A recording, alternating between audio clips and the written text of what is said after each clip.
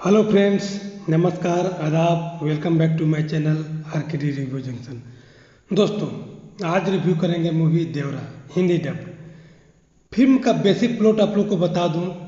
4 कबीलों का समूह है जो मछली मारकर अपना गुजर बसर करते थे। समुद्र के किनारे बसे थे, इसलिए तैराकी का हुनर इनके रग रग में था। साथ ही कृषक जीवन जीने के कारण ये काफ़ी हट्टे कट्टे और मजबूत थे। धीरे धीरे इन कबीलों पर नज़र स्मगलिंग करने वालों की पड़ी, जो समुद्र के रास्ते अपना गैर कानूनी माल मंगाते थे। लेकिन बंदरगाह पर पुलिस से माल को बचाना काफ़ी कठिन था, इसलिए इन्होंने कबीलों को अपने धंधे में लगाना शुरू किया। ये कबीले नाव से गैर कानूनी माल बीच समुद्र से ही निकाल लाते थे और सुरक्षित जगह स्मगलर्स को सौंप देते थे। इसके बदले कबीलों को अच्छे पैसे मिल जाते थे। सब कुछ ठीक था जब तक कबीले के सरदार देवरा का ज़मीर जागा नहीं था, या वह इस गैर कानूनी काम से होने वाले दुष्परिणाम से बिल्कुल ही अनभिज्ञ था। अब कबीले में पड़ जाती है फूट। 2 विरोधी गुट बन जाते हैं। एक तरफ देवरा अकेले था तो दूसरे गुट का लीडर बन के उभरा भैरा।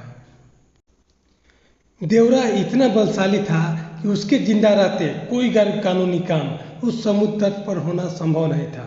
इसलिए भैरा साजिश रचता है देवरा को मारने की, लेकिन दांव पड़ जाता है उल्टा। भैरा के लोग मारे जाते हैं और देवरा कबीलों की भलाई के लिए गृह त्याग देता है। पत्थरों पर खून से लिखकर यह संदेश छोड़ जाता है कि वह इस समुद्र तट पर कभी कोई गैरकानूनी काम नहीं होने देगा। देवरा का खौफ इतना ज़्यादा होता है कि दशकों तक उस समुद्र तट पर कोई गैर कानूनी काम नहीं होता। महान काम हमेशा महान बलिदान मांगती है, लेकिन सबसे ज़्यादा बेवजह सफ़र करती है योद्धा का परिवार, उसकी पत्नी, उसके बच्चे। देवरा के त्याग का सजा काट रहा है उसका बेटा वरा, अब बड़ा हो गया है। बाप का खून उसकी रग रग में दौड़ रहा है, लेकिन वह साहसी नहीं है।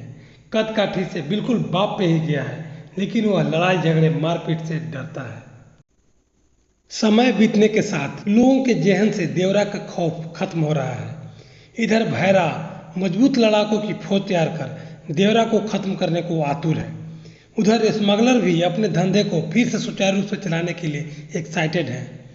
लेकिन कहानी में आता है ऐसा ट्विस्ट कि भैरा की सारी तैयारी हो जाती है फेल, और देवरा की बुद्धिमत्ता के आगे बन जाता है सबसे बड़ा लूजर। शायद इसके बाद वह वर्षों तक देवरा के खिलाफ जाने की बिल्कुल न सोचे। देवरा पार्ट 1 बहुत से सवाल अपने पीछे छोड़कर जाती है। देवरा सशरीर जिंदा है या सिर्फ उसका खौफ जिंदा है? देवरा को क्या मजबूरी आन पड़ी गृह त्याग करने की, जबकि वह यह काम यहाँ लोगों के बीच रहकर भी कर सकता था? देवरा का बेटा वरा, जिसके व्यक्तित्व से देवरा की झलक मिल रही है, क्या वह अपनी शक्ति पहचान पाएगा? वरा क्या अपने बाप के कदमों पर चलेगा या उससे अलग रास्ता बनाएगा? बहुत से सवालों का जवाब देवरा पार्ट 2 में मिलेगा। देवरा के किरदार में जूनियर एनटीआर कहर ढा रहे हैं। उनका डांसिंग स्किल्स दीवाना बना देता है। फिल्म में शुरू से अंत तक जूनियर एनटीआर छाए हुए हैं। सैफ अली खान भैरा के रोल में पावरफुल एंटागोनिस्ट बनकर उभरे हैं। सैफ अली खान जूनियर एनटीआर के टक्कर का विलेन लगते हैं। जानवी कपूर बस 100 पीस के लिए ही हैं। प्रकाश राज, अभिमन्यु सिंह, मुरली शर्मा इत्यादि अपनी मजबूत उपस्थिति दर्ज कराते हैं। फिल्म को लिखा और निर्देशित किया है कोटाला शिवा ने। फिल्म में अच्छा और नया है इसके विजुअल्स और समुद्र में फिल्माए गए चोरी और एक्शन के दृश्य।